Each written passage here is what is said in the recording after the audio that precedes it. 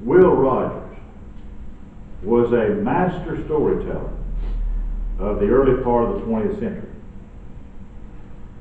Contrary to what some might think, and certainly contrary to what my boys would try to have you believe, I never had the opportunity to meet Will Rogers in person. One of his most famous quotes was, "I never met a man I didn't like." When I hear that quote and I think of Will Rogers saying he never met a man he didn't like, I can generally think of a lot of people that I guess Will Rogers never met. Because Will Rogers, along with his ability to tell a story and twirl a rope while he was telling that story, had a very folksy, homespun humor about it. He was a man that was at home among the common things of life. He was a man that when he would talk about things, people could relate to the things that he talked about. If you take this book that we call the Bible, and if you carefully read the gospel stories, you will reach the conclusion that Jesus Christ also was a master storyteller. That Jesus himself was at home among the common things of life. We read in one place in the Gospels that the common people heard him gladly. Because you see, Jesus was one of them. He didn't grow up with a silver spoon in his mouth. He didn't grow up in the lap of luxury. He didn't grow up as a member of the social elite or the aristocracy. When Jesus Christ talked to people, he illustrated his teachings with the things he saw around them. He illustrated his teachings with the things that they were familiar with. And maybe when we think about the fact that Jesus illustrated his teachings with the common things of life, maybe that helps us to understand why Mary was sitting at his feet while Martha was in the kitchen. You see, I can imagine, with a little bit of sanctified imagination, that having Jesus Christ as a guest in your home would be quite an experience. And from all indications, Jesus was often a guest in that little home at Bethany where Mary and Martha and Lazarus lived. I can see Jesus as a guest in the home, and actually it makes me think of an uncle I had, Uncle Carl McAfee. Had a deep, resonant voice. And he could entertain you for hours with stories of life growing up in the fields in Oklahoma. He could entertain you with stories of riding the rods during the Great Depression and with his life's experiences, and you could just sit enthralled for hours listening to Uncle Carl tell his stories. Well, I think that would have been the way it would have been if you had Jesus in your home. That you could have listened to Jesus, and you could have sat and listened to him talk and tell stories and illustrate things and make pot after pot after pot of strong coffee till the night waned into the dawn, and you'd enjoy the company of Jesus, sitting there laughing and listening to him. The stories that Jesus told are preserved in the New Testament, and we refer to them as parables.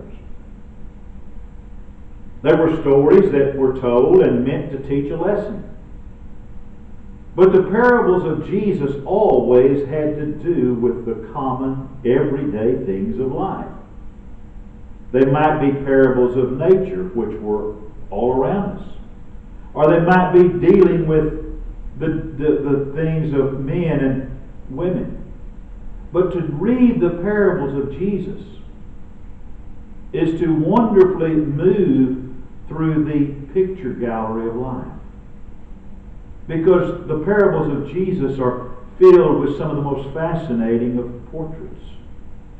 We see in the parables of Jesus the Good Samaritan. We see the younger son and his far country experience and the elder brother sulking at home.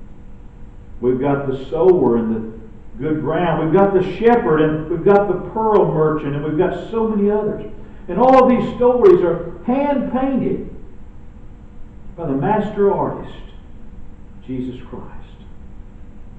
And then, over in one dim section of this portrait gallery is the artist's self-portrait. Matthew chapter 12 and verses 6 through 9. Or rather, Mark chapter 12, verses 6 through 9. I'll get it right in a minute.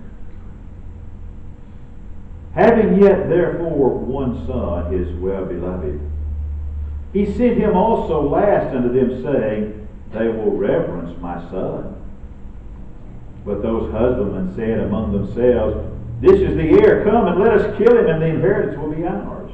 And they took him and killed him and cast him out of the vineyard. What shall therefore the Lord of the vineyard do? He will come and destroy the husbandman and give the vineyard unto others. You see, that story there, if you had read it from the beginning, and we'll talk about it, we'll tell it.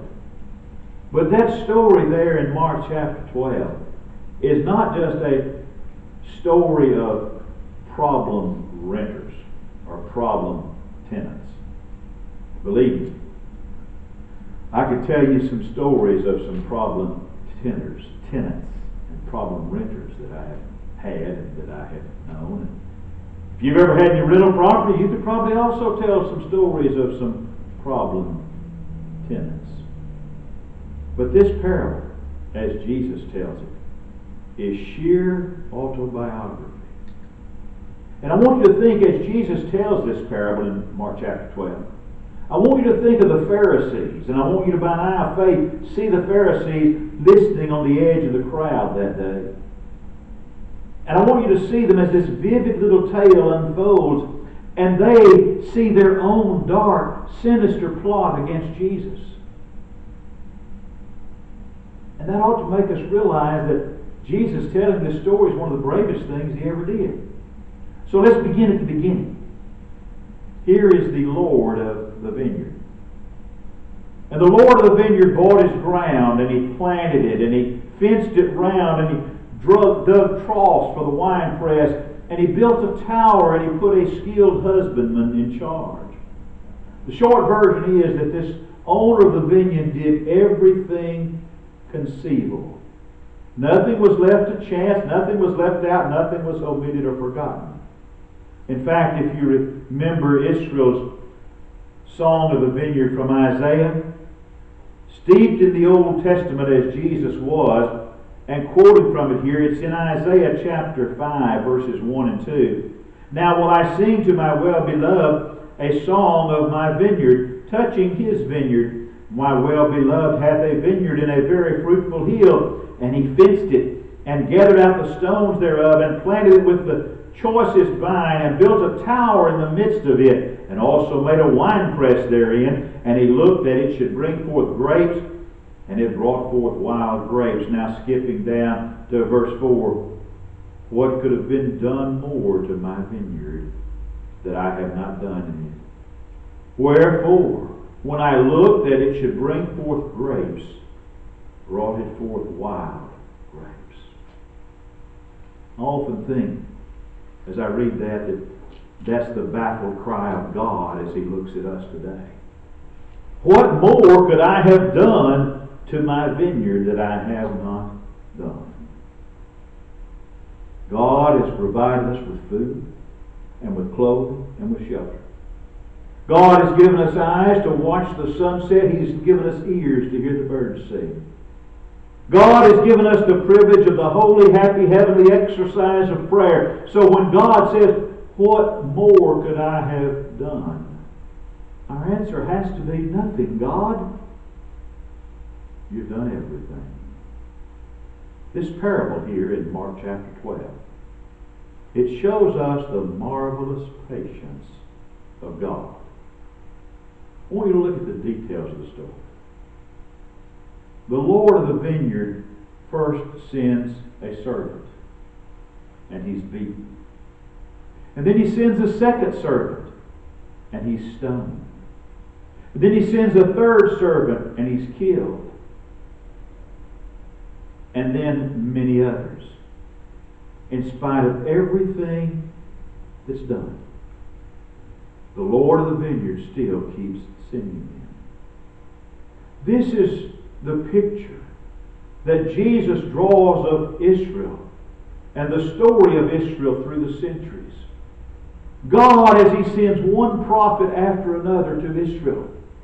God pleading with Israel in voice after voice after voice, always hoping that at some point, at long last, someday His people would listen to the prophets and repent.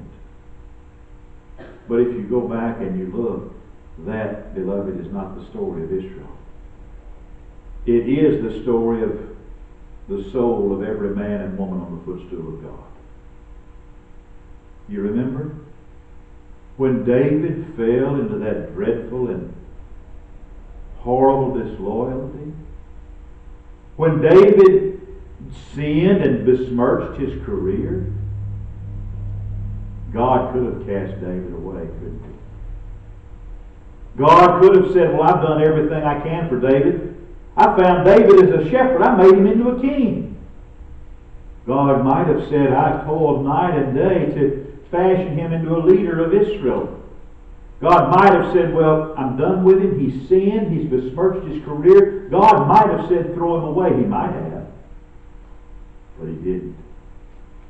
He sent His prophet Nathan, and Nathan broke David's heart with a story of a little lamb, and it tells us that David repented. Remember what we talked about last Lord's Day? About the disciples in the upper room as they were eating the Passover with Jesus, and the disciples were fighting over their stupid little questions. How often did we see Peter and the others fighting over stupid little questions? In the very shadow of the cross, they're worried about who's the most important in the kingdom. Jesus could have become disgusted with their childishness. They had spent 3 years with Jesus, and even after 3 years in the presence of Jesus Christ, these men are more childish than they are childlike. Jesus might have said that night, I'm done with you guys. I had it. I'm up to here with you. I'm through with you. He might have decided to see things through for His kingdom without these men. Think if Jesus had been like us. If the master of those disciples had been anybody but Jesus, He would have been through with them. But Jesus wasn't. Now, we talk about David, we talk about Peter, and we can really look at them and we can read their stories and say, oh my goodness, what lowlifes they were. But think about us. Now don't be thinking about me. You think about yourself. I'll think about me. Well, let's think about ourselves. Think how patient God has been with us. Think how many chances God has given us. How often have we smothered one pleading voice in our hearts after another? And when we smother a pleading voice in our heart, God sends another. And when we stifle that voice, He sends still another. And when that one is stoned, God sends more. How often is the clay that you and I are made of, how often has it snapped and gone to pieces? My God would be perfectly justified sometimes with throwing out such rubbish as we are and leaving us on the scrap heap of life and being finished with us. But He hasn't. He doesn't. And He won't. God gathers up the fragments and he starts all over again. And if we are willing to yield our stubborn will to the will of God, God will make something fine and noble out of every one of us even yet. But Jesus shows us in this story something more than just the patience of God. He shows us how the way that evil always tends to grow. The husbandman of the vineyard, the tenant, beat the first servant. The second servant was actually stoned. And the third servant was killed. What you have here is the natural, inevitable retribution of evil. Evil grows, it increases, and it multiplies itself. Sins that are apparently trivial open the doors to great sins, and those sins open the door to even greater sins. Remember in Bible class we talked about examples, we talked about a for instance. How about a for instance or two? Remember the old story of Cain and Abel, the very first murder?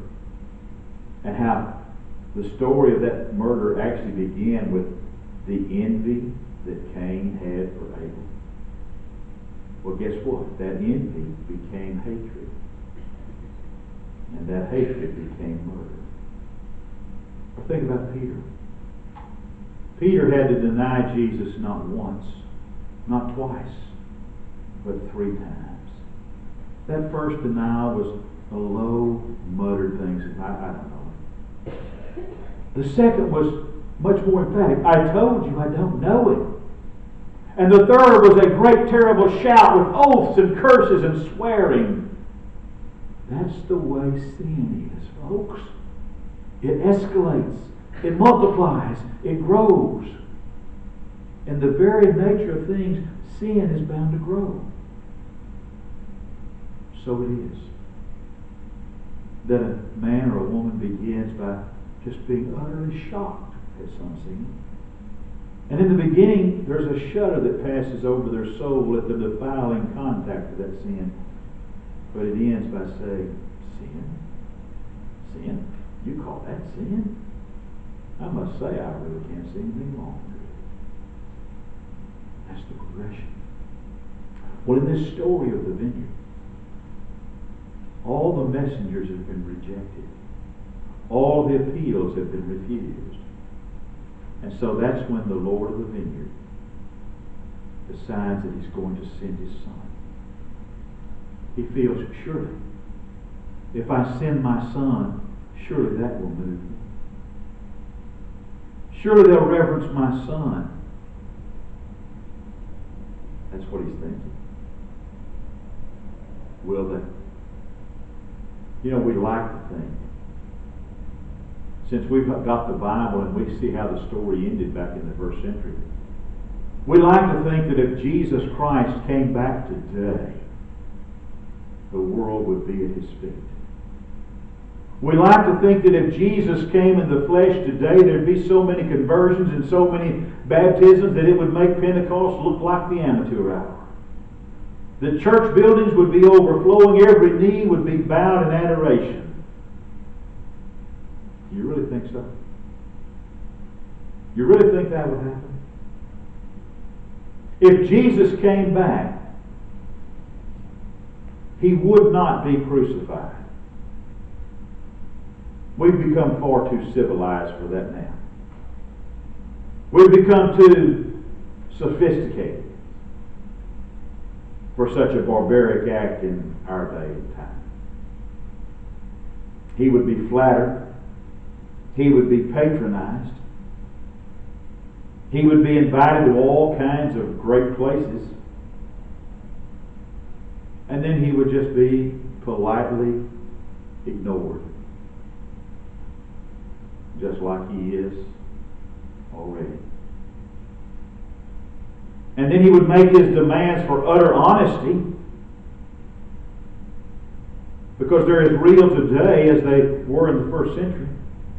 And then when Jesus made his appeal for utter honesty in our dealings with one another, and for transparency, and for treating other people the way we want others to treat us, then he would find himself banned from Facebook and Twitter.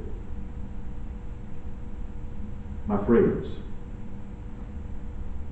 the point of this parable is this. Jesus Christ is the final appeal of the redeeming love of God. We refuse Jesus, and you refuse everything. The story that is in Mark chapter 12, it's not just a story. It's autobiographical. Listen to what Jesus says in the story again about the son in verses 7 and 8. But those husbandmen said among themselves, "This is the heir. Come, let us kill him, and the inheritance will be ours." And they took him and killed him and cast him out of the vineyard. Within 3 days of Jesus telling this story, the whole thing actually happened. Word for word, it all came true. Here were Caiaphas, Annas, and the rest. They were the accredited keepers of God's vineyard. Here was the rumor flying around. The rumor was this man from Nazareth is no ordinary prophet. This man from Nazareth is greater than a prophet. He's God's son. And here were men obsessed with the idea that as long as he lives, this Jesus, this incarnate God, will never be saved. There will be no peace for us in our sins until this Jesus has been gagged and silenced and hurried away out of sight. So Annas and Caiaphas and the others, "Come, let us kill him." And that's what they did. But in the language of Paul, thanks be to God, that's not the end of the story. Jesus is the final appeal of God that comes to lost humanity this very day. And we have the opportunity to accept him, obey his terms of pardon, and live his kind of life. Or we have the option of rejecting him, stomping him, and killing him, just like those self-willed, bungling, unprofitable servants in the Lord's parable did to the son. How we treat Jesus, and whether we accept him or reject him, whether we live his kind of life or live in opposition to his kind of life, that's a decision that all of us have to make for ourselves.